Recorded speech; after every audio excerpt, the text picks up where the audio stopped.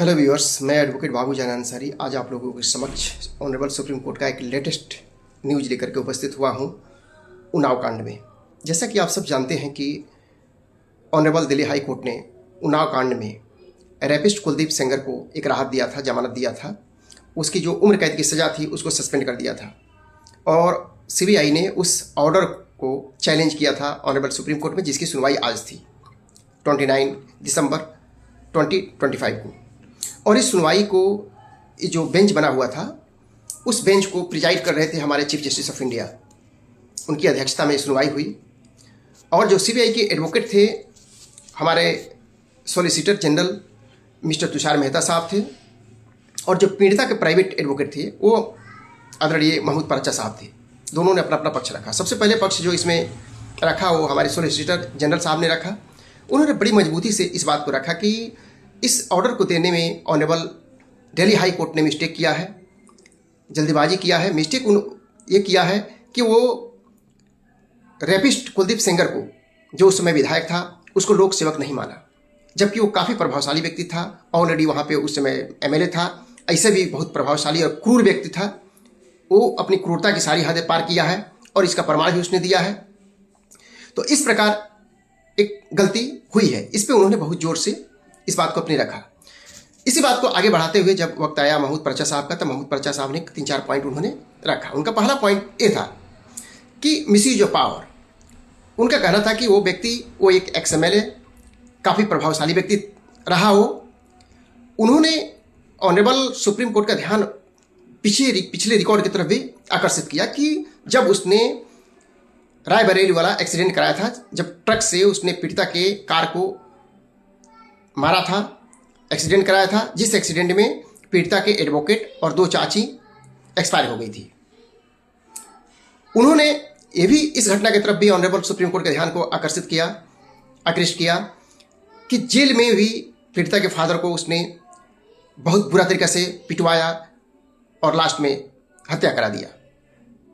तो इन्होंने समझाने का प्रयास किया महमूद परचा साहब ने कि वो बहुत खतरनाक व्यक्ति है, अगर वो जेल से बाहर आता है तो बहुत बुरा इफेक्ट पड़ेगा इस केस पर, पीड़िता के मानसिकता पर, क्योंकि बड़ी मुश्किल से उस समय साहस करके कुछ गवाहों ने इसमें अपनी गवाहियां दी है और वो अपने जान को हथेली पर रख करके वो लोग गवाही दिए हैं, इस केस में आए हैं।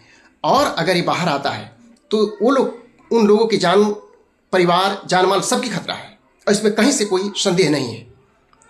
तो एक पक्ष तो इनका ये था। दूसरा इनका पक्ष ये था कि दिल्ली हाई कोर्ट ने सजा को निलंबित करते हुए अपराध की गंभीरता को नहीं समझा है, अपराध की गंभीरता को बड़ी हल्के में लिया है। इस प्रकार के जघन, उनका ये कहना था कि इस प्रकार के जघन अपराध में जब अपील पेंडिंग हो, ऑलरेडी अपील जब पेंडिंग हो, जब तक अपील में कोई ऑर्डर नहीं आ जाता है, उससे पहले सजा को सस्पेंड कर देना, यह जो है प्रिंसिपल ऑफ नेचुरल जस्टिस का वायलेशन है। इनका कहना था कि पहले जब अपील पेंडिंग था, अपील पर सुनवाई होता, उसके बाद ऑनरेबल कोर्ट का जुरिडिक्शन है, जो निर्णय लेना होता लेता। लेकिन जब अपील ऑलरेडी पेंडिंग है तो उस पेंडिंग के दौरान, पेंडेंसी ऑफ अपील के दौरान इस प्रकार का सस्पेंशन जो है, suspension of sentence, violation of principle of criminal justice है। आगे उन्होंने जो पॉइंट रखा लोक सेवक वाली बात पे, जो तुषार मेहता साहब ने रखा था, तुषार मेहता साहब की बातों को इन्होंने बड़ी मजबूती से समर्थन दिया। इसके बाद इन्होंने बताया कि अगर इसमें जिस प्रकार की फैसला आया है ऑनरेबल हाई कोर्ट के द्वारा, इससे समाज पर किस प्रकार का प्रभाव पड़ेगा, पीड़िता, देश की महिलाएं, देश की बेटियों के ऊपर किस प्रकार के मानसिक प्रभाव पड़ेगा और समाज के प्रति जो लोगों का विश्वास है। लोग सोचते हैं कि चलो कहीं भी अगर हमें न्याय नहीं मिलेगा, शासन में नहीं मिलेगा, प्रशासन में नहीं मिलेगा न्याय, समाज में जब नहीं मिलता है न्याय के सारे दरवाजे बंद हो जाते हैं, तब इंसान सोचता है कि चलो हम कोर्ट की तरफ मूव करते हैं और कोर्ट की तरफ मूव करता है हाई कोर्ट, सुप्रीम कोर्ट, जो हमारे फंडामेंटल राइट को सुनता है। अगर वहां भी हमें न्याय नहीं मिलता है, वहां भी इस प्रकार के रेपिस्ट को रिलीफ मिलता है और जो पीड़िता है उसके साथ अन्याय होता है, तो फिर अब देश में लोग कहाँ जाएंगे। इस परिस्थिति को महमूद परचा साहब ने बड़ी मजबूती से रखा और रखने के बाद सारी बातों को सुनने के बाद ऑनरेबल सुप्रीम कोर्ट ने बोला है कि जो रेपिस्ट है कुलभूषण सेंगर, इसको 2 सप्ताह का टाइम दिया गया है ऑनरेबल कोर्ट की तरफ से कि आप अपना रिप्लाई फाइल करो। और 2 सप्ताह के बाद में ऑनरेबल सुप्रीम कोर्ट ने बोला है पीड़िता के पक्ष को कि आपको 1 वीक का टाइम दिया जाता है कि 1 सप्ताह में आप इसका रिबटल जो है, आपका रिप्लाई जो है, जो रिबटल है वो आप पेश करें। और चौथा सप्ताह यानी लगभग जनवरी, final last week of January next year जो है ऑनरेबल सुप्रीम कोर्ट इस पे दोबारा सुनवाई करेंगे।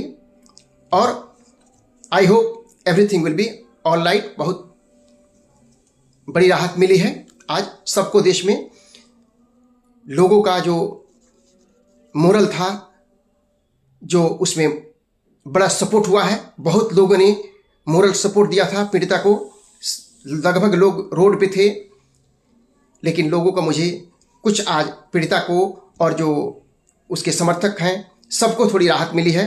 और होप हम सब करते हैं कि इसमें पीड़िता के दर्द को ऑनरेबल कोर्ट समझेंगे, ऑनरेबल सुप्रीम कोर्ट, और इसमें जो है प्रिंसिपल ऑफ नेचुरल जस्टिस को अपहोल्ड किया जाएगा, उसकी रक्षा की जाएगी।